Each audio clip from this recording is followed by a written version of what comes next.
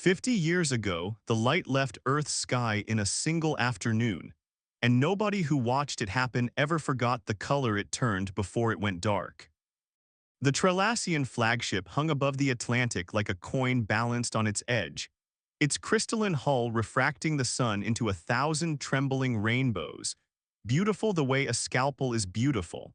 And from its belly it lowered a voice that every human being on the planet heard at once, in their own language, in a tone that had clearly been rehearsed for exactly this purpose. The voice belonged to Speaker Prime Ozoth of the Ninefold Council, and it did not shout, did not threaten, did not even raise itself above the register of gentle disappointment. It simply explained patiently the way one explains to a child why the stove is dangerous, that the species designated Homo sapiens had been evaluated across 412 behavioral metrics spanning 11,000 years of recorded history, and that the result of this evaluation was unambiguous. Humanity was chaotic. Humanity was independent in ways that could not be modeled, could not be predicted, could not be trusted to remain within the boundaries the Council had drawn around galactic civilization for 800,000 years. The Council did not hate humanity. The Council pitied humanity, the way one pities a fire that has not yet learned it is capable of burning down the house it was meant to warm. And so humanity would be relocated. Not destroyed, the Council was not a barbaric body, whatever the humans might one day claim in their inevitable embittered histories, but relocated to the Dark Rim, the frayed and starless edge of the galaxy where the great spiral arms thinned into scattered, half-forgotten systems, where no Council fleet patrolled, where no trade lane ran, where nothing of consequence had ever been built because nothing of consequence could survive there. Humanity would be given 18 hours to gather what it could carry. Humanity's industrial base, its orbital infrastructure, its satellites, its reactors, its every fragment of technology above the complexity of a hand tool, would be rendered permanently inert by a field the Trelassians called, without apparent irony, the Mercy Veil. And then humanity would be moved, all 8 billion of them, ferried across 60,000 light-years in Council transport hulls to a scattering of marginal worlds on the rim, and left there to do whatever chaotic, independent things chaotic, independent creatures did when nobody was left to watch. Ambassador Elena Voss stood in the observation gallery of the UN building in New York when the veil came down, and she watched the lights of the city die in overlapping waves, block by block, like a heart arrhythmia made visible, and she held her daughter's hand so tightly that the girl would carry a faint bruise on her wrist for a week afterward, the last mark of the old world she would ever wear. Myra Voss was 11 years old. She would not turn 60 until the humans came home. The 18 hours the Council granted humanity to prepare were, in hindsight, both a cruelty and, unintentionally, a kind of gift. Because a civilization given 18 hours to decide what of itself is worth saving learns, very quickly and very permanently, what it actually values. Governments that had spent decades arguing over trade tariffs found themselves, in the space of a single frantic night, agreeing without debate to prioritize seed banks over gold reserves, agreeing to load transport manifests with textbooks and medical reference volumes and hand tools rather than art or currency or the countless trinkets of a civilization that had, until that night, never had to distinguish between what it owned and what it needed. Elena Voss spent those 18 hours not in a shelter, not with her daughter, but in a final furious session of an emergency General Assembly that the Trelassians permitted to convene, apparently out of some bureaucratic obligation to let the condemned species hold its last meeting. And she used every minute of it arguing not for a reprieve, she understood, faster than most of the room, that no reprieve was coming, but for a single amendment to the evacuation protocol.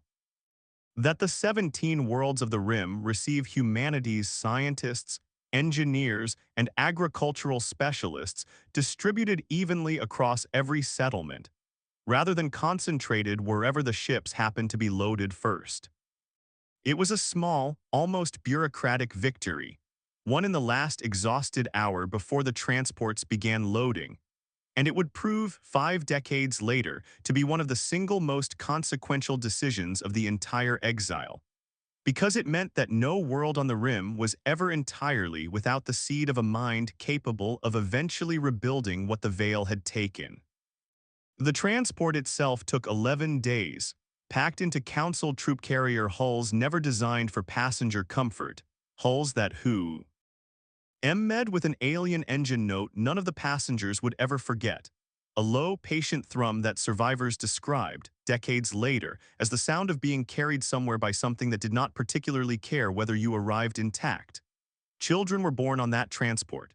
2 elderly evacuees died on it, of shock as much as anything medical, unable to reconcile the plain fact of what was happening to them with any framework their long lives had prepared them to hold. Myra Voss spent most of the 11 days pressed against a viewport too small and too scratched to show much of anything, watching the unfamiliar smear of hyperspace with the single-minded intensity of a child trying to memorize the last thing that still felt like it belonged to the world she had lost, while her mother, 3 seats away, quietly organized what would become, without either of them fully realizing it in the moment. The first meeting of what was eventually called the Provisional Council of 17, not a government yet, only a room full of exhausted, frightened, furious people agreeing that whatever happened next, it would not happen to them separately. What awaited them on the rim was worse than any of the Council's own briefing materials had suggested, not through malice, but through the particular carelessness of a species that had simply never bothered to survey its dumping ground with any real care, because it had never expected anyone it exiled there to still be looking back. Cepheus 9 atmosphere was breathable, but thin enough that unacclimated lungs burned within minutes of exertion. Its days ran 31 hours long, and its nights, unbroken by any moon, fell with a completeness that the first generation of settlers described, almost universally, as the worst single adjustment of the entire exile. A darkness so total that people who had never once in their lives feared the dark found themselves, in those first months, unable to sleep without someone else's hand held through it. 2 of the 17 worlds, as already noted, offered nothing edible to a human digestive system without years of careful, deliberate cultivation. And it was on one of those 2 worlds, a cold, wind-scoured rock the settlers eventually named, with grim affection little nothing, that the first winter claimed nearly a third of its population before the spring transport runs, desperate, improvised journeys undertaken in shuttles never built for interstellar distances. Using fuel reserves that should not, by any sane engineering calculation, have lasted the journey, managed to redistribute enough of Cepheus 9 early, meager hoperoot harvest to keep the rest alive. It is important, in telling this story honestly, to resist the urge to make those first 2 years into something clean or noble, because they were neither. There were settlements that turned against each other over food stores before the harvests came in. There were council votes, in that first provisional council, that split so bitterly along lines of old national loyalty. Habit's 50,000 years of shared human history apparently could not fully erase even in the face of shared extinction. That Elena Voss once adjourned a session by simply walking out of the tent, it was held in and refusing to return, until the 2 loudest factions had spent a night sitting in the cold together working out an agreement neither of them liked, but both of them could survive. Humanity did not arrive on the rim as its best self. It arrived frightened, fractured, and improvising, and it became something worth telling stories about only slowly, only through the accumulated weight of 10,000 small, unglamorous decisions to keep trying anyway, made by people who had every reasonable justification to simply stop. What the Council did not know, what the Council's 412 behavioral metrics had never once thought to measure, was that chaos, properly understood, is not the opposite of order. It is order's unfinished rough draft. It is the thing order looks like from the outside before you understand its rules. The Trelassians and the 8 other founding species of the Ninefold Council had achieved their galactic peace the way a glacier achieves stillness, by freezing solid a very long time ago and simply refusing, out of a kind of civilizational vertigo, to move again. Their ships were beautiful, and their society was serene, and their technology had not meaningfully advanced in 11,000 years. Because 11,000 years earlier they had achieved something that worked, and a species that has achieved something that works stops asking whether something better exists. Humanity had never had that luxury.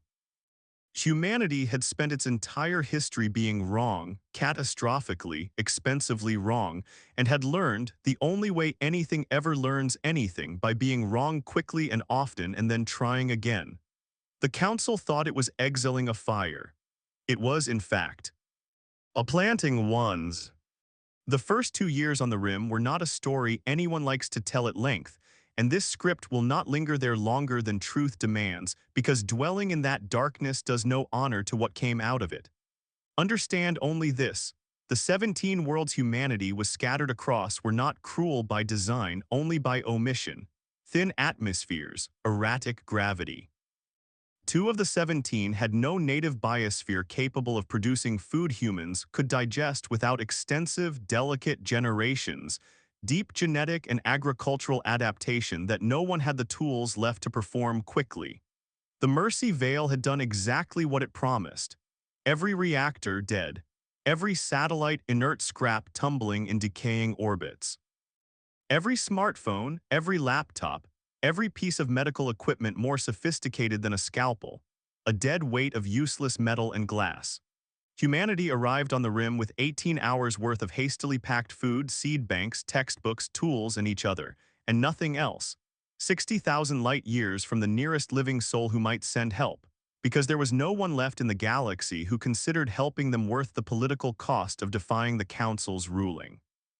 Ambassador Voss did not survive the second winter on Cepheus 9, the largest of the 17 worlds, and the one that would eventually become humanity's capital in exile. Though capital is a grand word for what was, in those years, a half-buried cluster of pressurized shelters dug into a canyon wall to escape winds that could flay skin from bone in under a minute. She died the way a great many of the first generation died, quietly, of an infection that would have been trivial to treat with the medicine humanity had possessed 2 years earlier and completely lost the ability to synthesize. She died holding her daughter's hand, and her last coherent words, according to the survivors who were there and who repeated them so often over the following decades that they became something between family scripture and national myth, were these: "They didn't take our minds." To tell them that, whatever happens, tell them they only ever took the metal. Myra Voss was 13 when her mother died. She would spend the next 47 years making sure the sentence became true in ways her mother could never have imagined. What followed was not a miracle, because miracles are things that happen to you. And what happened on the rim was not something that happened to humanity. It was something humanity did, stubbornly, exhaustingly, one failure at a time, for 5 decades, with no guarantee at any point along the way that it would ever amount to anything but a slower, more dignified version of dying.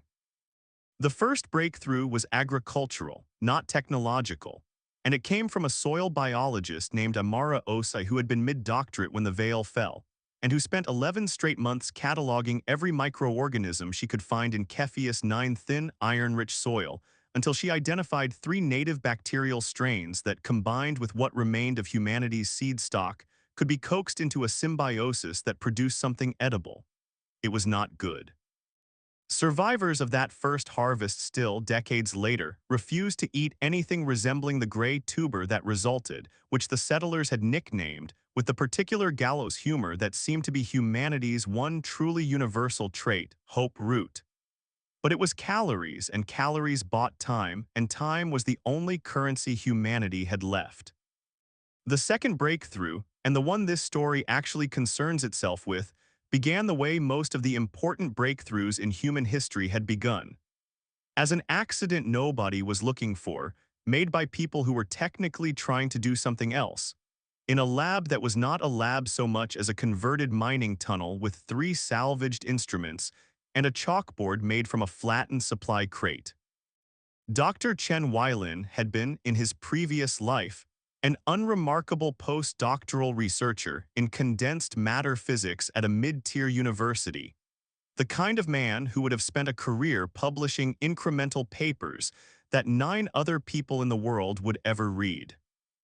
On the rim, with no internet, no supercomputers, no particle accelerators, no journals, no funding bodies, no tenure committees, and no deadline except survival itself, Chen Weilin discovered something that 11,000 years of council physics had never found, for the simple and devastating reason that the council had never needed to look for it.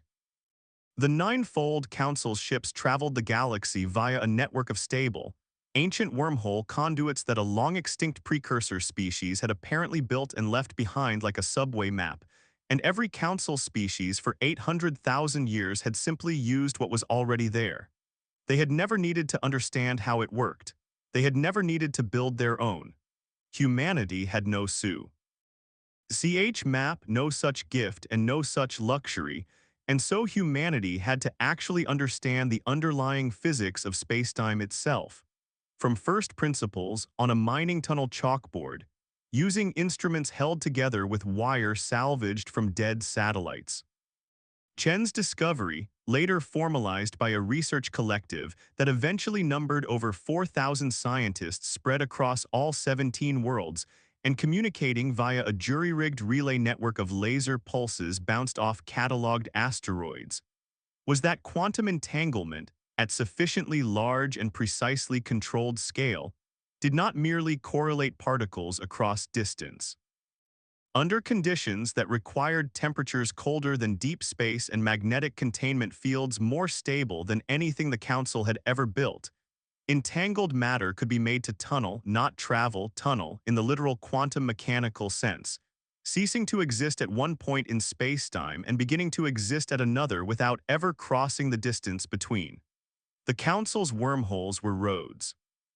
What Chen Weilin found, and what humanity spent the next 4 decades learning to build, weaponize, refine, and eventually master, was the physics equivalent of simply not being in the room anymore, and then being in a different room with no road required, no gate to find, no ancient infrastructure to depend on, and critically, catastrophically, for a council that had spent 800 millennia believing wormhole travel was the fastest possible way to move through a galaxy. No discernible transit time at all. It took 11 years from Chen's first theoretical paper, scratched into chalk in a tunnel lit by scavenged glow cells, to the first successful tunnel of an object larger than a grain of sand. And those 11 years were not a straight line of steady progress.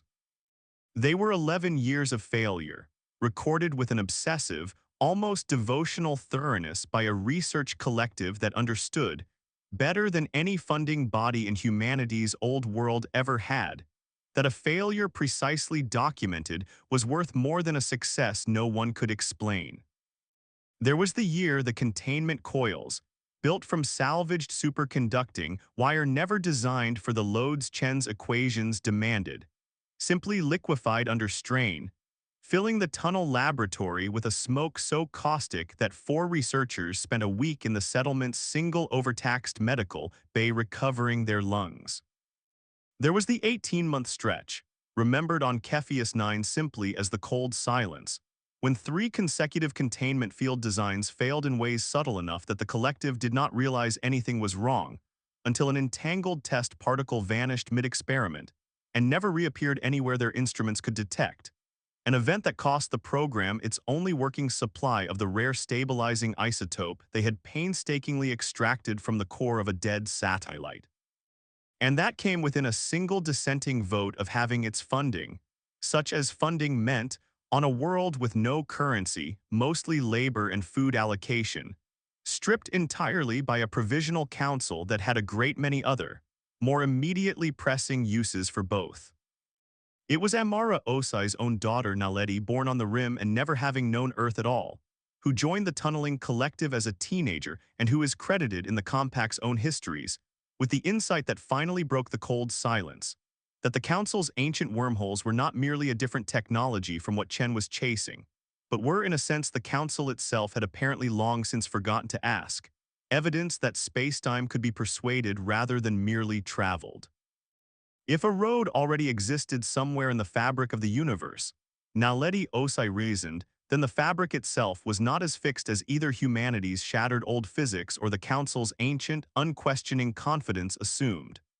The team stopped trying to open a hole big enough to fly a ship through, the way the Council's precursor-built network worked, and instead began asking a stranger, more dangerous question.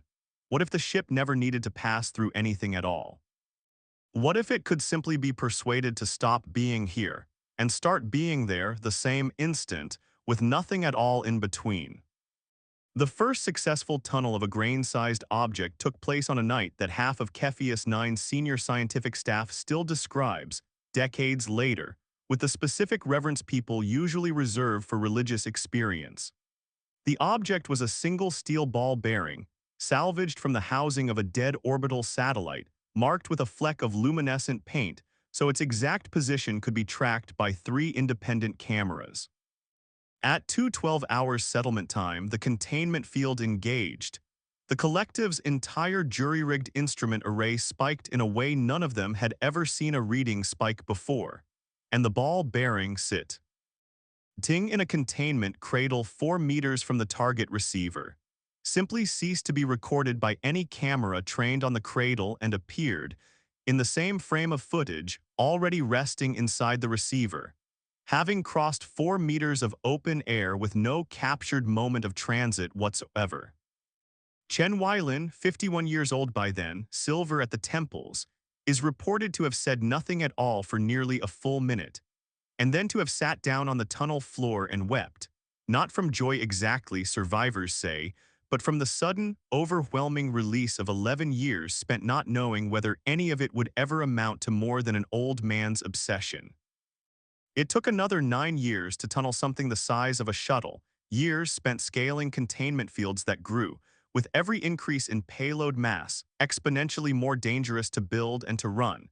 And it took 14 more and the deaths of 2 engineering teams whose names are engraved on a memorial wall in the settlement that eventually became New Geneva, to make it safe enough, repeatable enough, and scalable enough to build a ship around.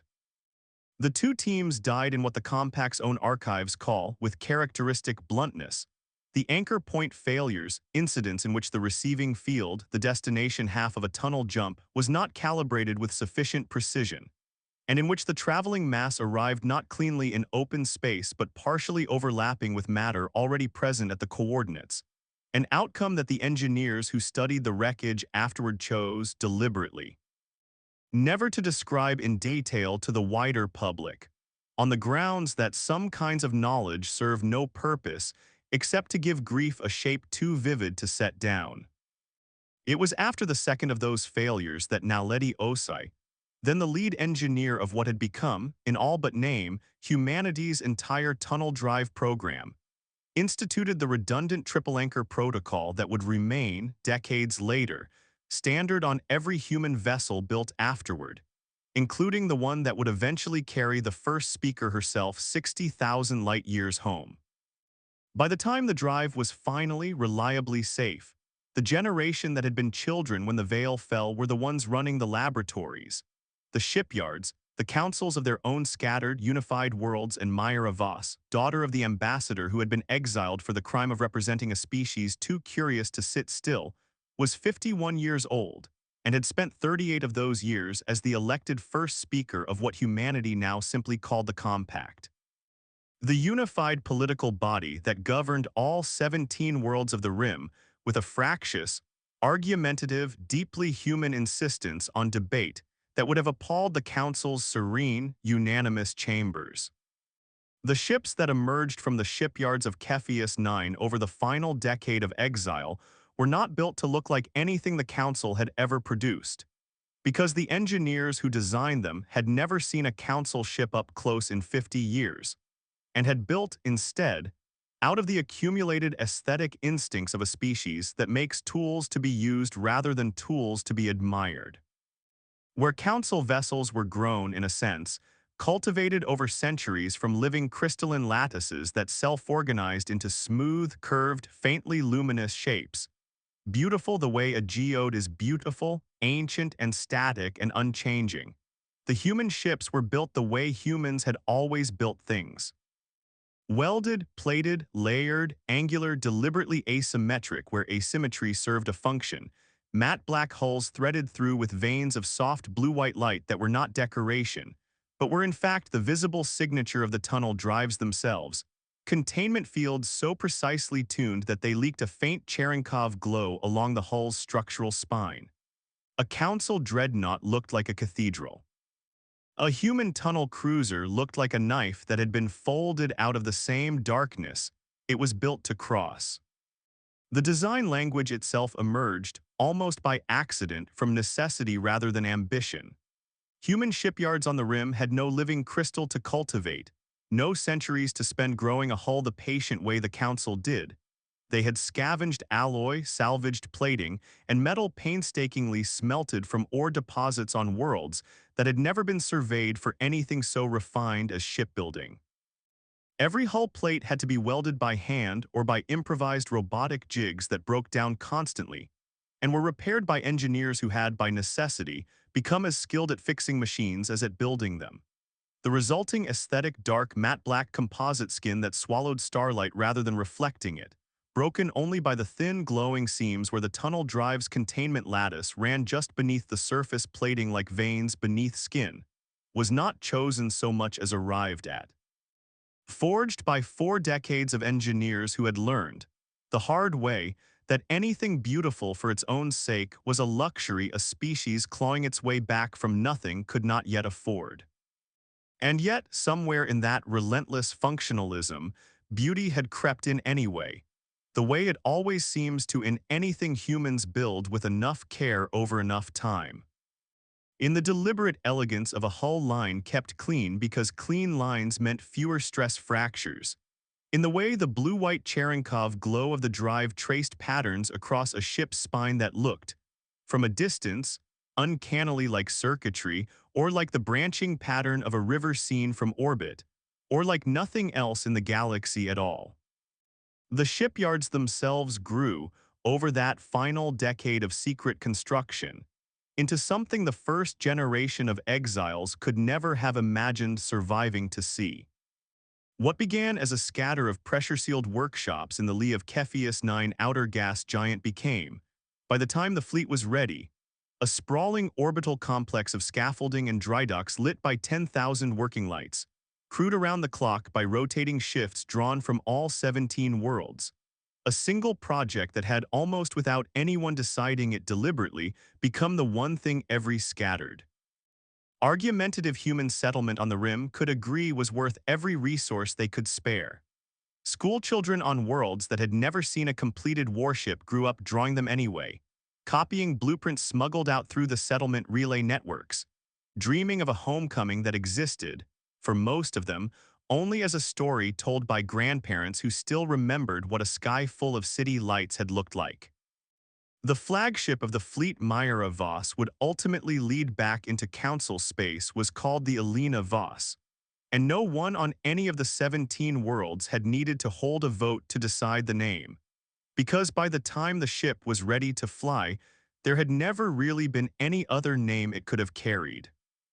She stretched 1.5 miles from bow to drive spine, her hull a long, low, deliberately asymmetric wedge of matte black plating broken by 7 glowing lattice seams that pulsed, faintly, in a rhythm that ship's engineers privately compared to a heartbeat, though none of them ever said so in an official report, because the compact's engineering core had inherited, along with its founder's stubbornness, a certain wry embarrassment about sentimentality. Where a Trelassian dreadnought's viewports, on the rare occasions the Council's living crystal ships even bothered with viewports, glowed with the soft, ambient luminescence of the hull material itself, the Elena Voss's bridge was ringed with hard, transparent alloy plating that let her crew look out, unfiltered, at whatever stars they happened to be passing, a small design choice, but one that Myra Voss herself had insisted on. Over the objections of engineers who considered it a structural weak point not worth the sentiment, because, as she put it in the meeting where the argument was finally settled, we did not spend 50 years clawing our way back into the sky just to build a ship that keeps us from looking at it. For the final 8 years of what humanity still called, with the particular grim humor of people who had earned the right to joke about their own suffering, the timeout, the compact built its fleet in secret, in the radiation-shadowed lee of Cepheus' 9 outer gas giants, using every scrap of the industrial base that 50 years of clawing survival had allowed them to rebuild. They did not build for war. This is a fact the story must be honest about, because it is the fact the entire mission depended on. Myra Voss in the council chambers of New Geneva said it more times than any recording device managed to capture in full, but the sentiment survives in enough fragments to reconstruct faithfully. Humanity had not spent 50 years in exile nursing a grudge into a weapon. Humanity had spent 50 years nursing a wound into a civilization, and the fleet it built was not a fist. It was a door, opened from the other side, by people who intended to walk back through it and simply stand there, in full view of everyone who had assumed they would never be seen again. The Armada numbered 206 vessels by the time it was ready, ranging from small tunnel-capable scout craft barely larger than the shuttles that had once ferried astronauts to a long-dead International Space Station, up through the medium cruisers that formed the fleet's backbone, up to the Elena Voss herself, a mile and a half of dark hull and humming blue light, carrying no weapon larger than what her engineers privately called, with a bleak sort of pride, enough to make a point. Never enough to start a war. Every ship in the fleet had a tunnel drive. Every ship in the fleet could vanish from one point in the galaxy and reappear at another with no transit time. The councils. Instruments would even register as travel, only as absence and then presence, a magic trick performed on a scale of light years.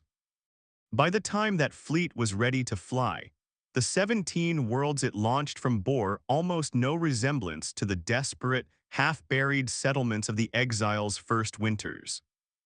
New Geneva had grown into a true city, its buildings a deliberate fusion of salvaged pre-exile architectural knowledge, and the hard lessons of Cepheus' 9 31-hour days and violent seasonal winds.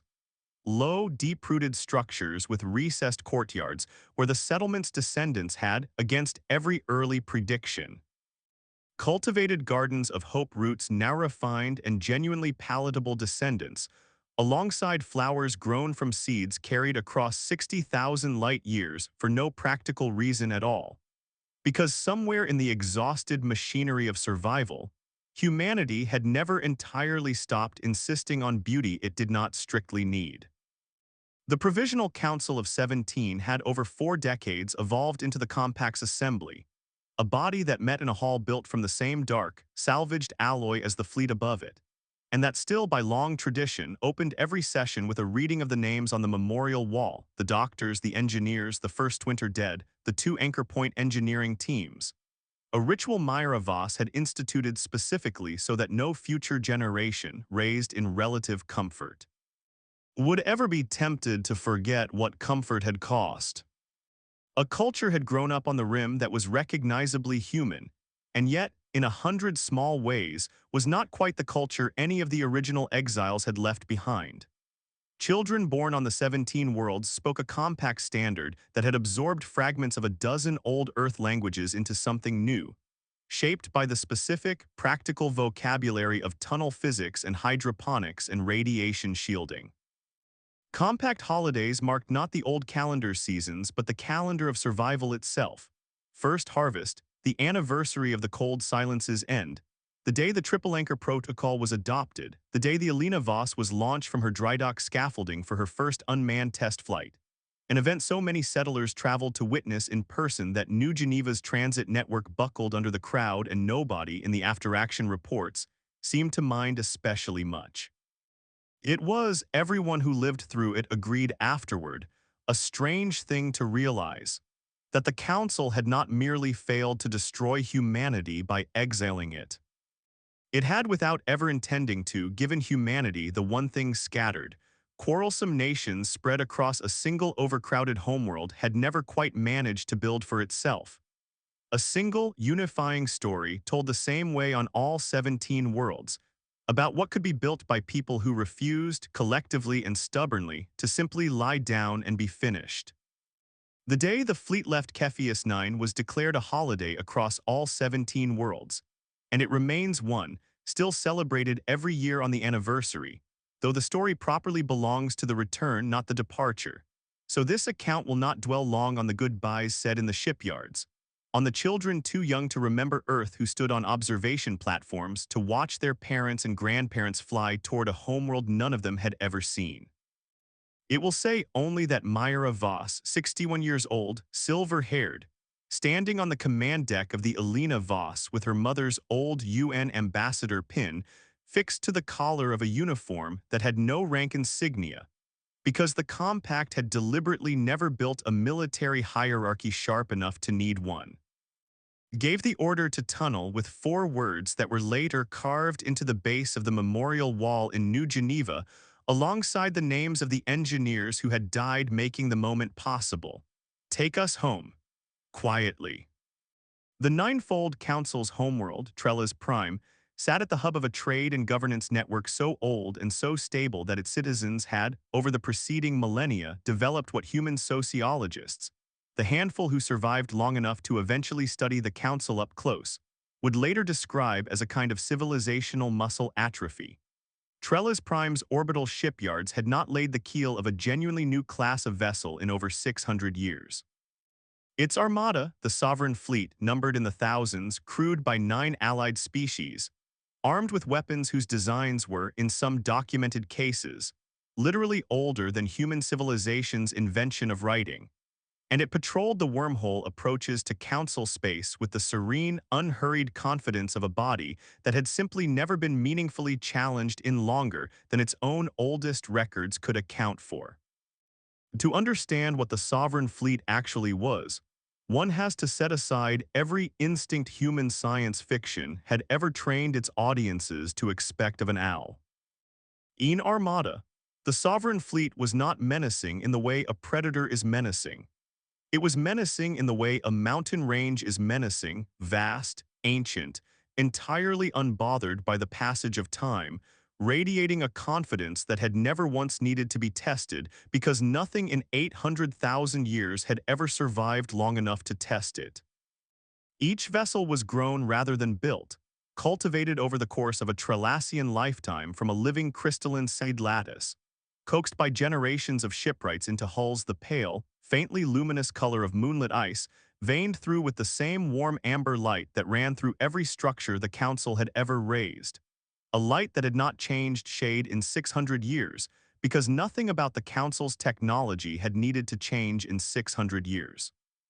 The largest of them, the great dreadnought cathedrals that anchored each battle formation, were kilometers across, their hulls carved, shaped by processes closer to sculpture than engineering, into vast, radiating spires and buttresses that served no structural purpose modern human engineers could immediately identify. Purposes that had over the millennia become almost entirely aesthetic, remnants of function calcified into tradition. The shipbuilding equivalent of a species that had simply never needed to ask itself why it still did things a certain way. It was this fleet, crystalline hulls catching starlight in slow, deliberate rotations, engines glowing the same warm amber they had glowed for 6 centuries, formations arranged in patterns that had not needed to change because nothing had ever forced them to, that the sensor arrays of the outer Trelassian picket stations detected at 3:47 hours station time, appearing without warning at the very edge of Council space. 206 vessels, arrayed in a formation the Council's tactical databases had no record of, having crossed 60,000 light-years with no detectable transit, no wormhole signature, no gravitational wake. Nothing but the simple, impossible, instantaneous fact of having been somewhere else and now being here. The contrast, when the two fleets were finally recorded on the same sensor sweep hours later, was the kind of image that would end up reproduced in Council history texts for centuries afterward, held up alternately as a cautionary tale and a turning point, depending on which faction of Trelassian scholarship was doing the teaching. On one side of the frame, pale, ancient light drifting in slow, unhurried rotations, a civilization's entire aesthetic philosophy made visible in curved, radiant, unchanging spires. As on the other, a scatter of dark, angular shapes that seemed, in the sensor imagery, to actively drink the light around them, broken only by threading seams of cold blue-white glow, holding a formation that was not symmetrical, not serene, not beautiful by any standard the Council's 11,000-year aesthetic tradition would have recognized, and yet unmistakably, unnervingly deliberate, the formation of a fleet that had clearly rehearsed exactly how it wished to be seen the first time anyone saw it at all. The picket station's junior sensor officer, a young Trelassian named Kesser who would later give an account of the moment that became, among his own people, a kind of unwilling legend, reported that his first assumption was instrument failure. His second assumption, after 3 independent systems returned the identical, impossible reading, was that it had to be a Council fleet returning from an authorized mission he simply hadn't been briefed on, because the alternative, that an unknown force had crossed the width of the galaxy without using the ancient wormhole network at all, was not a category of event his species' physics considered possible. It took 11 minutes, an agonizingly long stretch by the standards of a species used to instantaneous certainty, for the picket station to confirm what its instruments had already told it. The emergency transponder codes broadcasting from the lead vessel, codes that had not been used in 50 years, codes that were still technically on file, registered 50 years earlier to a small, unarmed diplomatic delegation representing a species that the Council's own records still listed, in the dry administrative language of an old and largely forgotten file, as Homo sapiens status, relocated Dark Rim exile program threat classification, minimal. The formation held its position at the edge of Council space for exactly 6 hours, neither advancing nor retreating, doing nothing more provocative than simply existing, visibly, in a place the Council had spent 50 years assuming was empty of them forever. It was, Myra Voss would explain in the message she eventually transmitted, a courtesy. A chance for the Council to look, to verify, to understand what it was seeing before anyone on either side did anything that counted. Did not be undone. The Council's response when it came was the mobilization of the Sovereign Fleet, not the whole of it not yet, but a forward battle group of 1,100 vessels, dispatched from the shipyards and staging grounds around Trella's Prime with orders that Council Command later described. In the stilted diplomatic language such bodies always reach for when they are frightened and do not yet wish to admit it, as escort and containment protocols. 1,100 crystalline warships, arrayed in the same patient, ancient formations that had subdued 100 lesser conflicts across 800,000 years without ever needing to fire a shot in anger, moved to intercept the human fleet at the threshold of the Trellas system itself, forming a wall of light and old glass and older weapons across the only wormhole approach the Council's charts believed existed. Aboard the Alina Voss, the human fleet watched that wall assemble with what the ship's own logs record as an almost clinical patience.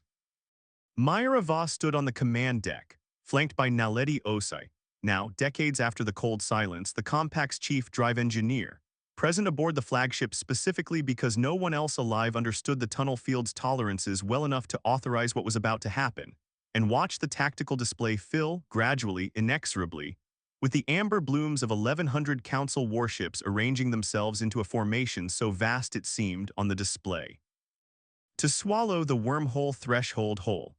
Junior officers on the bridge went quiet in a way Myra Voss would later describe, in her own private accounts, as the particular quiet of people doing the arithmetic of their own mortality and not much liking the answer.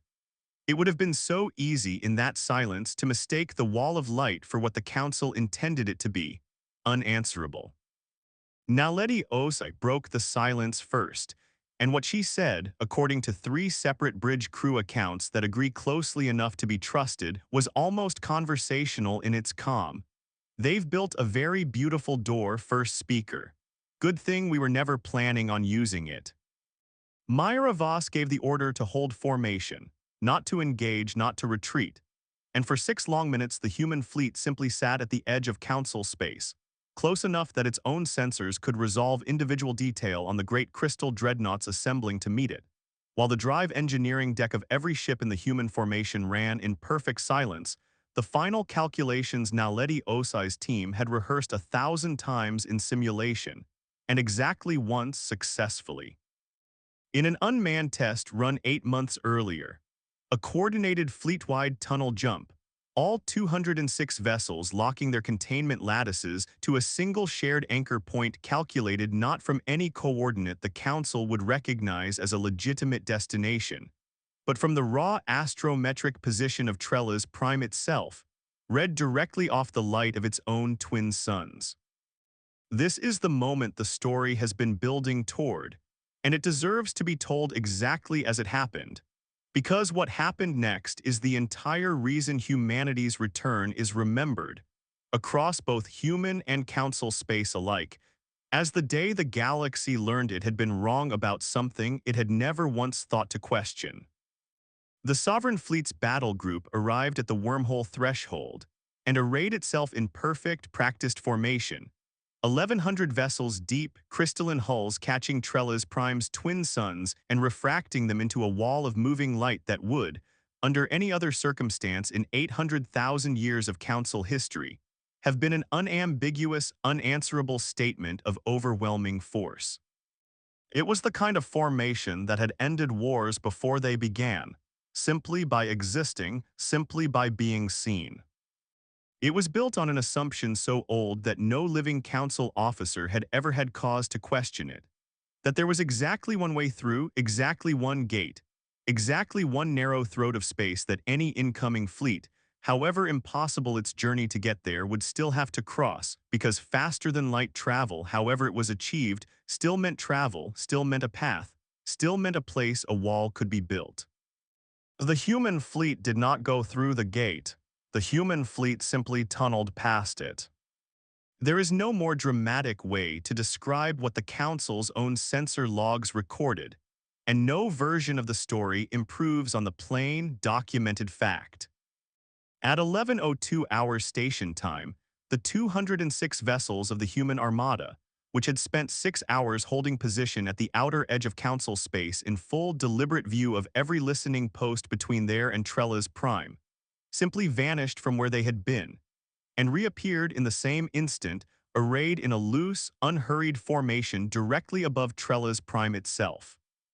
Inside the very heart of the system, the Sovereign Fleet's 1,100 crystalline warships had just spent 6 hours mobilizing to defend.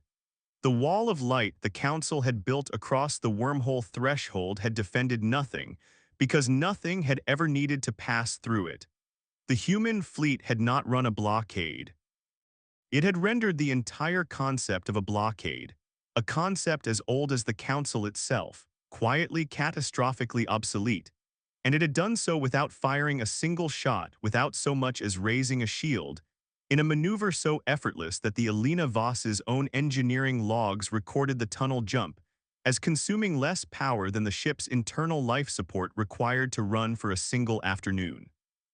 Across the Sovereign Fleet's 1,100 vessels, and across every listening post, command chamber, and observation deck in Trella's prime's orbit, there was, for a period the Council's own historians would later measure and argue over precisely, because it was so unlike anything in their recorded past, simply silence. Not the tactical silence of a fleet regrouping, not the calculated silence of a diplomatic pause. A silence born of a species encountering, for the first time in 800,000 years, a problem its physics had no framework to even begin describing, delivered by the one species it had confidently filed away half a century earlier under the heading minimal threat. It was into that silence that Myra Voss transmitted her message, and she transmitted it not to the Sovereign Fleet, not to the 1,100 crystalline warships now hopelessly, uselessly positioned light years from where the actual danger, if it had been danger at all, now sat, but directly to the chambers of the ninefold Council itself, in a broadcast that every listening station in the system, human, Trelassian, and otherwise, could receive. Her voice, when it reached the council chamber, was steady in the particular way that only comes from a person who has spent decades rehearsing a moment she was never entirely certain she would live to see. She did not shout. She did not threaten. She spoke, if the survivors of that chamber are to be believed, in almost exactly the same measured, patient register that Speaker Prime Ozoth had used 50 years earlier to explain why humanity needed to be removed from the galaxy for its own good and everyone else's. And there were those among the Council, in the decades of analysis and self-recrimination that followed, who believed she had chosen that tone deliberately as its own kind of statement.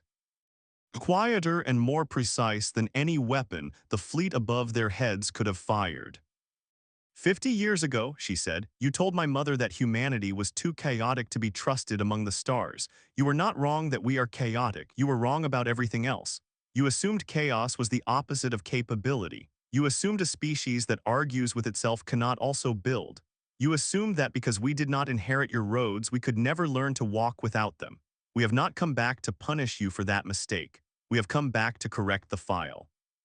50 years ago, you classified us as a minimal threat and relocated us to a place you believed we could not survive.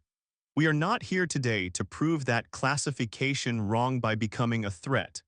We are here to prove it wrong by becoming something your metrics never had a category for at all. She paused, and in the recordings that survive, the pause is exactly 4 seconds long. And compact historians have spent no small amount of effort speculating on whether it was rehearsed or simply the honest silence of a woman who had, at that exact moment, achieved the thing her mother died trying to imagine. We are not asking to rejoin the council, she continued. We are informing you that we no longer require your permission to exist among the stars because we never should have required it in the first place. We will not raise a hand against you unless you raise one against us first, and if today has demonstrated anything, it is that such a hand would arrive far too late to matter. What we are offering instead is the thing you took from my mother's generation without ever once considering that it might be the more valuable resource, the choice. You are welcome to send envoys to the Rim, now the Compact, and see what 50 years of exile actually built there. You are welcome to trade with us, to learn from us, to sit at whatever table your council still convenes as equals rather than defendants. Or you may continue to believe what your files say about us, in which case I would gently suggest you update them, because the next species you decide is a minimal threat may not be so patient about proving you wrong.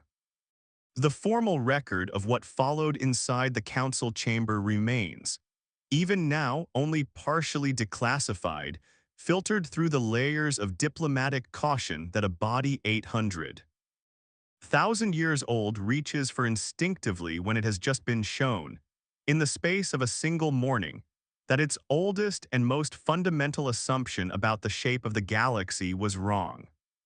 What is known, because it could not be hidden from 100,000 witnesses across 2 civilizations, is that the sovereign fleet did not fire, and was, within the hour, formally recalled from its intercept position, arriving back at its own homeworld to find that the crisis it had been dispatched to contain had, in every meaningful sense, already been resolved before it had even left dock. Trelassian Battle Group Commander Veska Orun, whose 1,100 vessels had spent 6 hours arranging themselves into the largest defensive formation, the sovereign fleet had assembled in 3 centuries, only to find the threat they had come to intercept comfortably in orbit above their own homeworld before they had even completed the maneuver, is recorded in the Council's own after-action files as submitting a report consisting, in its entirety, of a single line. Recommend immediate revision of all tactical doctrine predicated on the assumption that faster-than-light travel requires a path. It does not apparently for everyone. What is known is that Speaker Prime Ozoth, the same voice that had delivered humanity's exile 50 years earlier, requested, and was granted, a private audience with First Speaker Myra Voss aboard the Alina Voss itself. The first time in the Council's recorded history that a sitting Speaker Prime had ever set foot on a vessel belonging to a species not seated at the Council table. Trelassian aides waiting outside the meeting room later described watching their speaker prime cross the threshold of a human airlock for the first time, pausing, uncharacteristically, at the sight of a viewport built purely so a crew could look at the stars unfiltered. A small design choice that meant, apparently, more to a being from a civilization that had stopped looking outward centuries ago than any weapon aboard the ship possibly could have. What is known is that the audience lasted 6 hours, that no recording of its contents has ever been released by either side, and that Ozoth emerged from it, according to the handful of Trelassian aides waiting outside, visibly and uncharacteristically shaken, and gave only a single instruction before withdrawing to the council chambers. Begin drafting the amended file. All of it, every metric. We were measuring the wrong things for 800,000 years, and I would like to know how many other species we have filed away as minimal before we ever thought to ask them what they might yet become. The human fleet remained in orbit above Trella's prime for 3 days, not as an occupying force, but as what compact records would later simply call a demonstration of restraint. The 206 ships holding position, running no drills, powering no weapon systems beyond baseline readiness, doing nothing but existing visibly, patiently, in the sky above a civilization that had spent 50 years believing it would never have to think about them again. Human crews were granted, and largely accepted, invitations to the surface, where they walked streets built of the same pale, self-organizing crystal as the ships above, past buildings that had not changed in appearance in 6 centuries, past a species that regarded them with an expression the human diplomats present described, almost universally in their own reports, as something closer to a kind of dazed, grieving curiosity than fear, the particular expression of a people realizing, all at once, that stillness and peace were not, in fact, the same thing, and that they had mistaken one for the other for longer than their own history could properly account for. It would be dishonest to end this story pretending that 50 years of exile healed cleanly, or that the return erased anything the Rim had cost. There is a wall in New Geneva with names on it, engineers and doctors and children who did not survive the first 2 winters, and no fleet, however impossible its physics, ever brought a single one of them back. Myra Voss said as much publicly in the years that followed, whenever anyone reached too eagerly for the word triumph. What the fleet had done was not a triumph over loss. It was proof that loss, survived long enough and stubbornly enough, could still be turned into something the losers got to build on their own terms, rather than something simply inflicted on them and left to rot.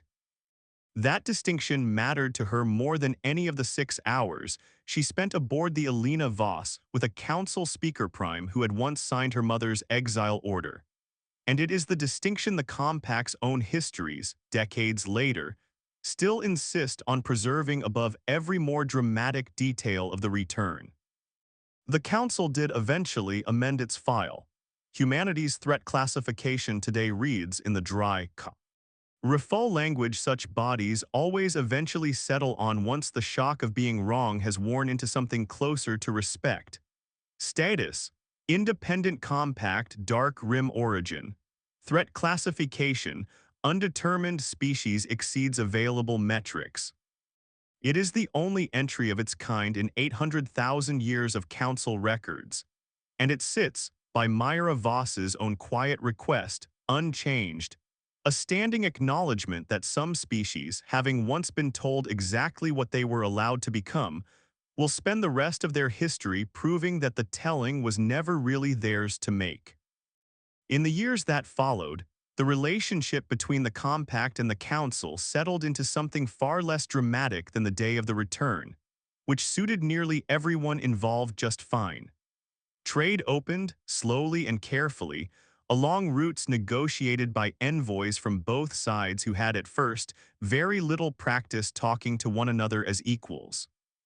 Trelassian scholars traveled to Cepheus 9 to study tunnel drive theory with the same wide-eyed, slightly humbled curiosity that human engineers, 50 years earlier, might have brought to studying a technology they assumed they would never live long enough to understand. And it became, within a decade, a matter of quiet compact pride that the physics department at New Geneva's founding university, trained more council engineers in drive theory than any Trelassian institution ever managed to produce on its own. Other species that had, over the millennia, quietly accepted whatever classification the Council's ancient metrics assigned them began, in ones and twos at first and then in greater numbers, to ask the Compact's envoys a question that the Council itself had never once thought to invite. What does it actually take, in practical terms, to stop believing the file someone else wrote about you? Myra Voss served as first speaker for 11 more years after the return, long enough to see the first compact-built trade vessel dock openly at a council station without escort, long enough to see her own granddaughter accepted into a joint compact Trelassian research fellowship that would have been unthinkable in the year of her mother's death.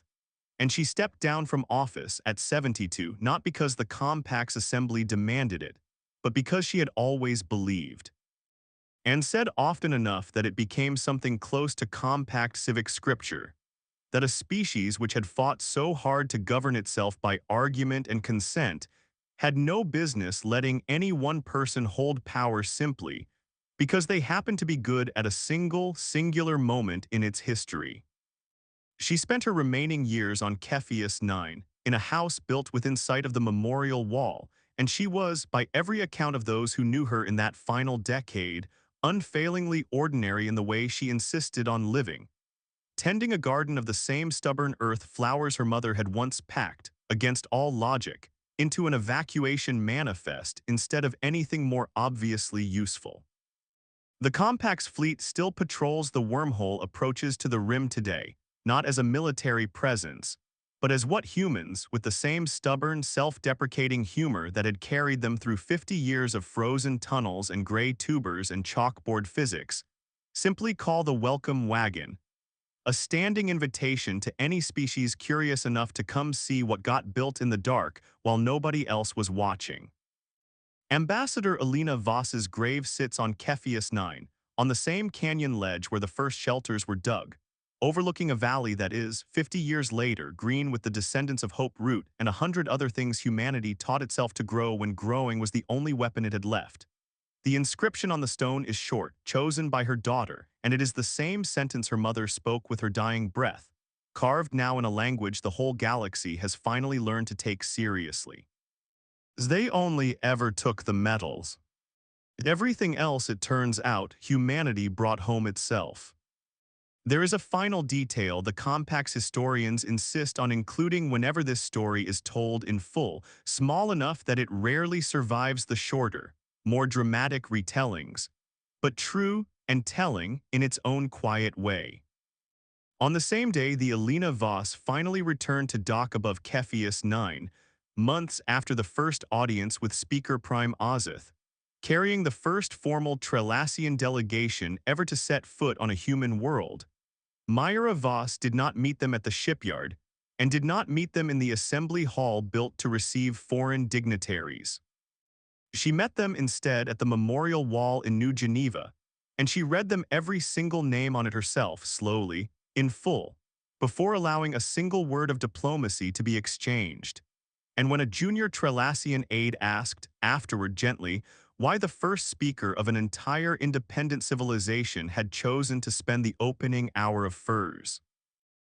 Formal contact reading the names of the dead to strangers, Myra Voss is recorded as giving an answer that the Compact has in the decades since adopted as something close to its own founding principle, repeated in schools on all 17 worlds to children who will never know a night sky without a fleet of dark, glowing ships somewhere above them, standing watch not because anyone made them, but because they choose every single day to remain. Because you asked what we built out here in the dark, she said, and I wanted you to understand before you saw a single ship that everything we built was built on top of exactly this. Not defiance, not revenge, just people who refuse to let each other be forgotten. That's the whole technology if you want the truth of it. The tunnel drive was only ever the part we could show you. The aide, Compact Records note, had no answer prepared for that, and simply stood beside the first speaker in silence for a long while, looking at a wall of names belonging to a species his own people had once filed away, without much thought, as a minimal threat, in a galaxy that was only now slowly learning how much it had never bothered to ask.